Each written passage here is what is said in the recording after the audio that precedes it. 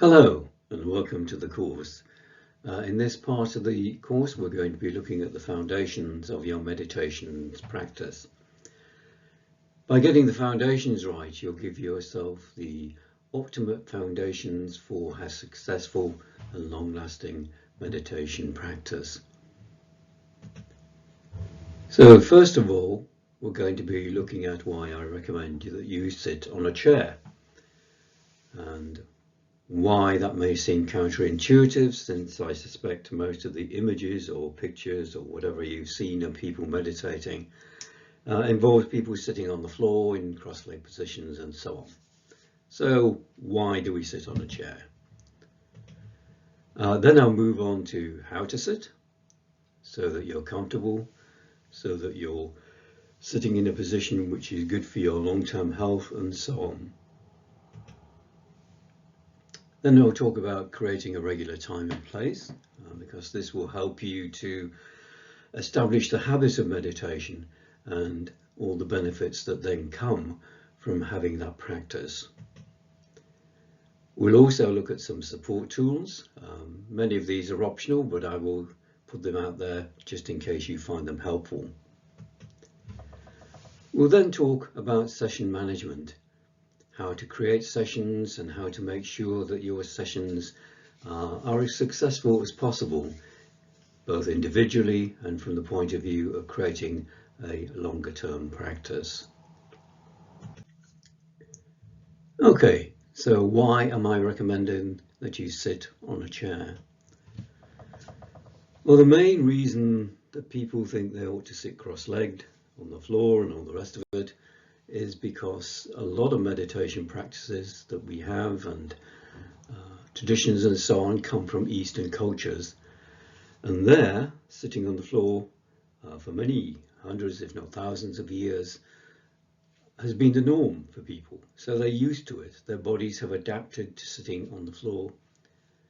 And certainly when you come to the full-time practitioners of things such as Buddhism or yoga and so on, these practitioners didn't have many material possessions, and they certainly didn't have chairs. Hence they needed to be able to sit on the floor, as it's pretty much all they had. However, this course is really aimed at Westerners, and in our culture, from very early on, since we were infants, we've been taught how to sit in chairs. And the impact that has is on our body and how our body has adapted to sitting down. So when we come to do our meditation, one important factor is comfort. If you're trying to sit in an unusual posture, such as sitting cross-legged on the floor, and you're not used to it, it's actually very uncomfortable. And there is no way that you are going to achieve any real kind of lasting mindful stillness in the mind and body and so on. And it can take many, many months, sometimes years, for someone to actually learn how to sit in a cross-legged position on the floor. A lot don't make it, of course. A lot find that actually meditation is way too painful, uncomfortable, and just doesn't deliver the goods. The other factor which we have to bear in mind is the long-term health. As I mentioned, as Westerners, we are not used to sitting cross-legged, we're not used to sitting on the floor. So there can be a health impact in the long term if you do try and learn those styles of sitting on the ankles, on the knees, on the lower back and so on. So what I recommend that is that you sit in a chair, because that's what you're used to. And in the following slide to this one, I'll be talking more about how to do that and what kind of chairs to use and so on. Now, by way of passing, I'd like to mention that there are other styles of meditation. There's walking, laying down, or in fact just standing still are ways of going about the meditation practice. I won't be covering those in this course. They can be incredibly effective and very interesting for people to practice, but I won't be doing them in this course because that's a whole other story about how to practice those. Okay, let's move on and look at how to sit. The first thing we need to look at is the chair itself. If you happen to have an office style chair, that's ideal. And it's ideal because you can adjust the height to suit you, and the base of the chair, the seat of the chair, slopes downwards from the back towards the front, which is what we need for meditation. If you don't happen to have a chair, an office style chair, if you just got a dining room chair, then be aware that they often slope the other way. They slope downwards from the front towards the back, and hence you may need to use more cushions or folded blankets to help you to get into the correct position. So this is the foundation of a correct sitting position for meditation. You want your hips to be around 2 to 4 inches above the level of your knees. Now, to achieve that, you can use cushions or folded blankets or whatever you've got available to you. You can actually buy online wedge-shaped cushions designed to help people sit in the correct position. But this really is the foundation. And you may need to experiment a little bit with it, to get a sense of what is appropriate for you and your body. But this is the foundation of how to sit successfully. Because once you get that right, your back will then follow the natural curvature of your spine. Now, our spines aren't straight, as you probably noticed. They have an elongated S shape. And the way to tell if your hips are too high or too low is very often the lower back. If the height of the chair is too high, your lower back will be too concave and will be pushing in and will become uncomfortable. If your hips are too low, your lower back will push outwards and start to straighten, and that isn't what you want either. So you want to get your hips in a position roughly 2 to 4 inches above the knee level. Play around a bit with different blankets or setups so your back gets into a natural position for you and your back. And you're pretty much 90% there if you get those two right. Now, once you've got your back and your hips sorted out, your head is tilted very slightly forwards, just a tiny little bit. And that allows the opening of the back of the neck. And when we come to look at what the eyes are doing, you see that it actually is ideal for that too. Now, what do you do with your feet? Ideally, your feet are flat on the floor. That means that you're going to be grounded during the meditation. Try not to be sitting with just your toes on the floor and balancing almost on your toes. That isn't really ideal. Ideally, you need to get one or ideally both feet flat on the floor. Your hands, just allow your arms to hang by your side and your hands come into a folded position on your lap. Whatever's comfortable for you, facing down or facing up, whichever works for you.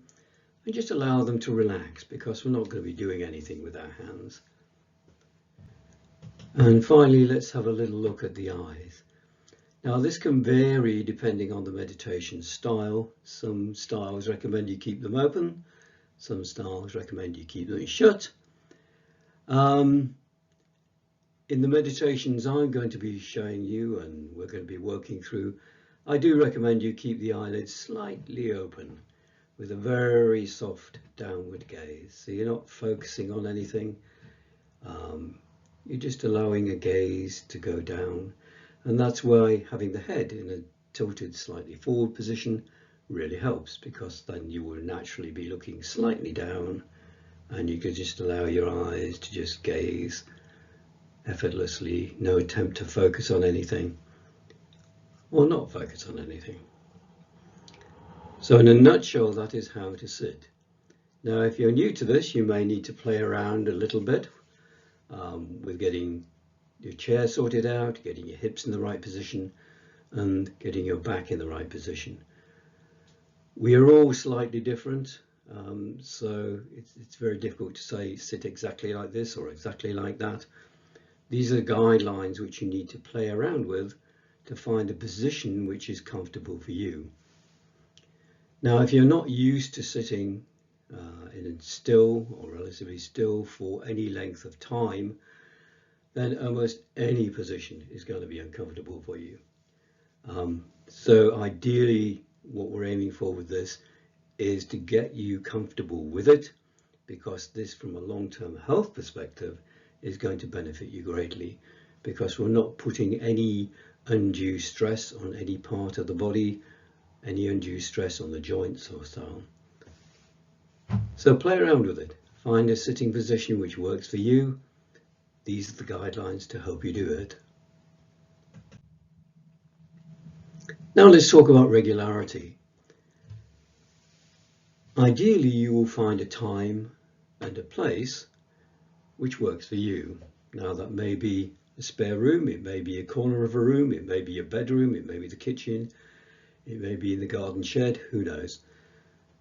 The place itself doesn't really matter. What matters is that it's suitable for meditation.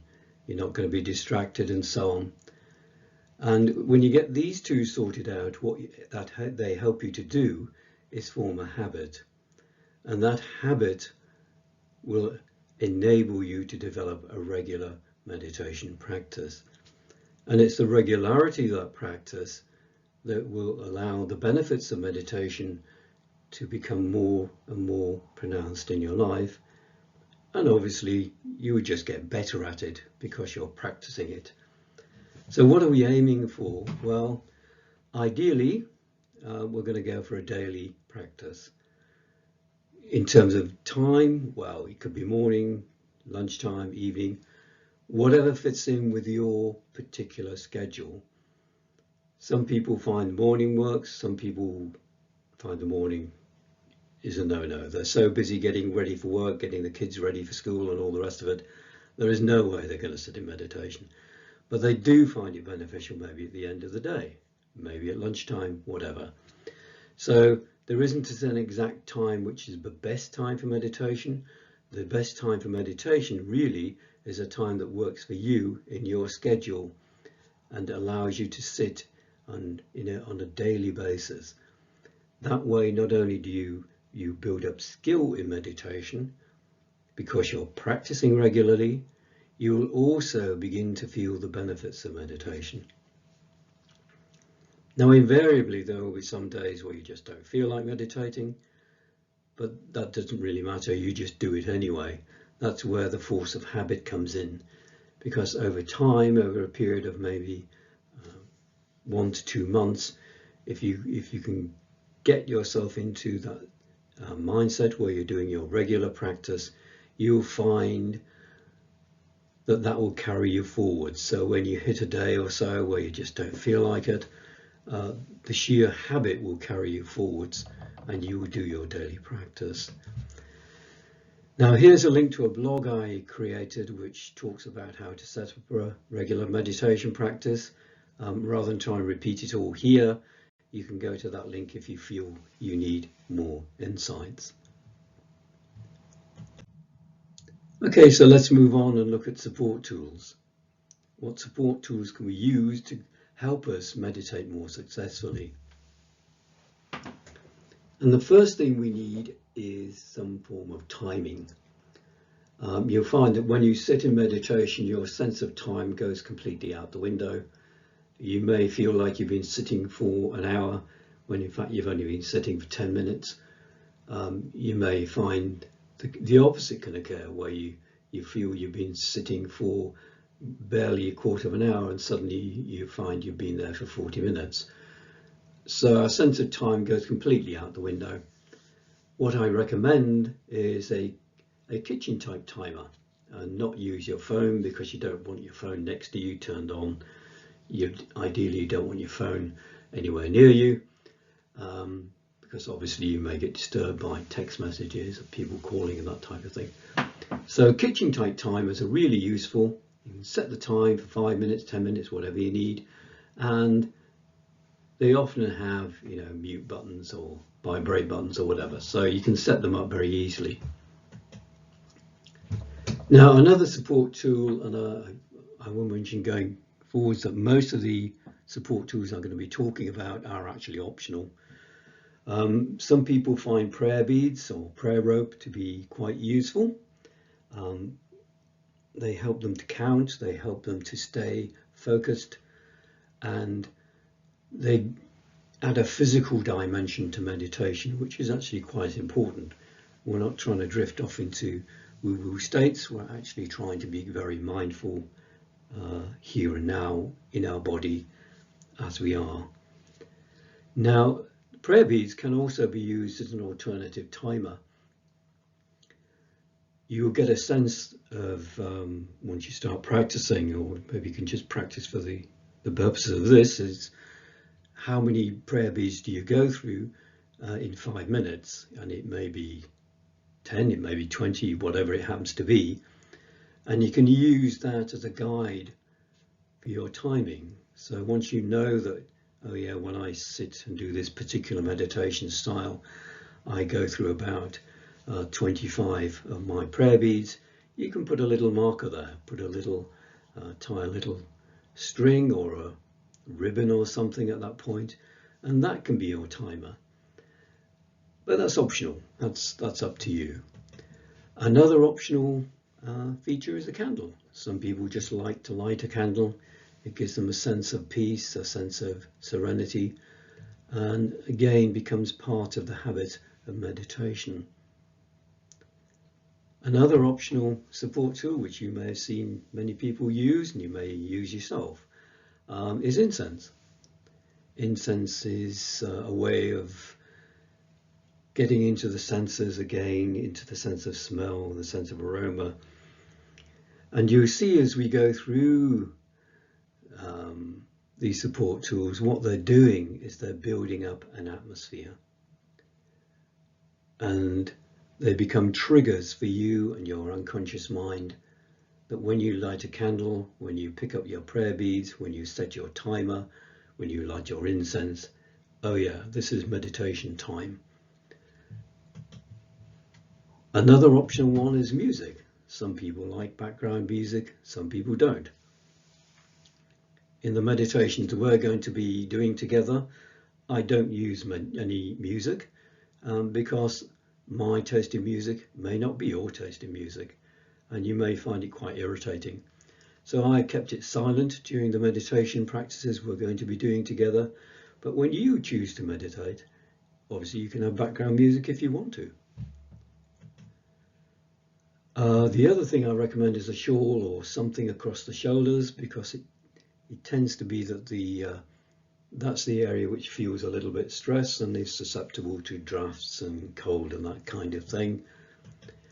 And finally, some people find a diary helps.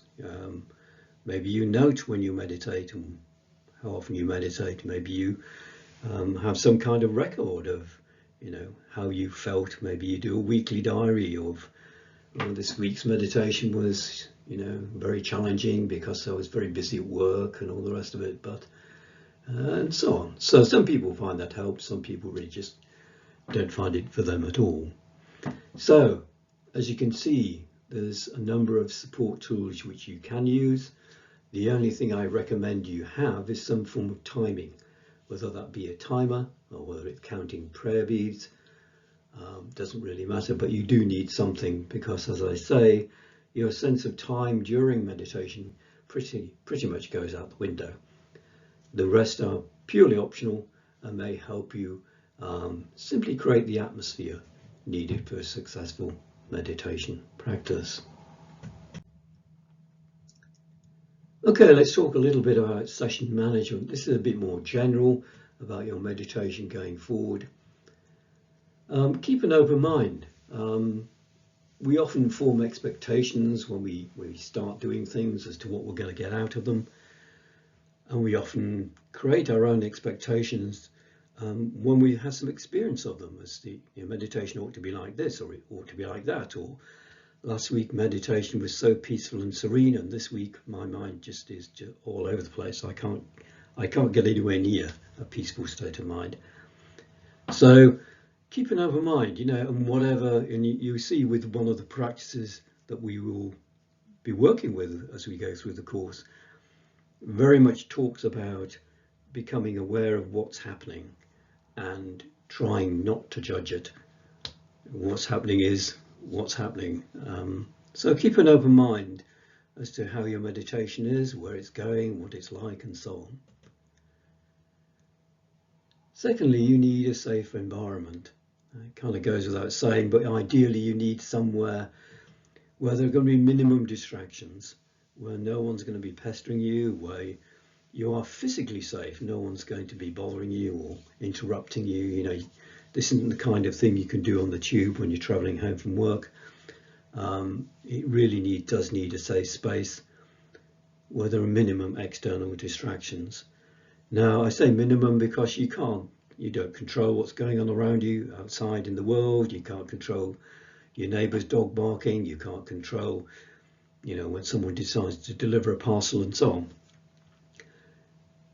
All you can do is minimize it. Create a safe space where you are able to do your meditation. And obviously that means that you shouldn't be doing anything like operating any kind of machinery. Definitely don't do it when you're driving or anything like that. And basically nothing that needs your attention, because all your attention should be focused on your meditation. Okay, that comes to the end of the foundations. We've covered a lot of ground, and it may sound, oh my God, lots of stuff to remember and learn, etc. But with a little bit of practice, with a little bit of study, you'll find that actually this is effortless. This literally takes 30 seconds each session to set up the seat, to set up whatever environment you want, to get yourself in a safe space. I just hope that these help you create an environment in which your meditation can be successful. And in the next session, the next part of the course, we'll actually start looking at meditation itself. I look forward to seeing you there.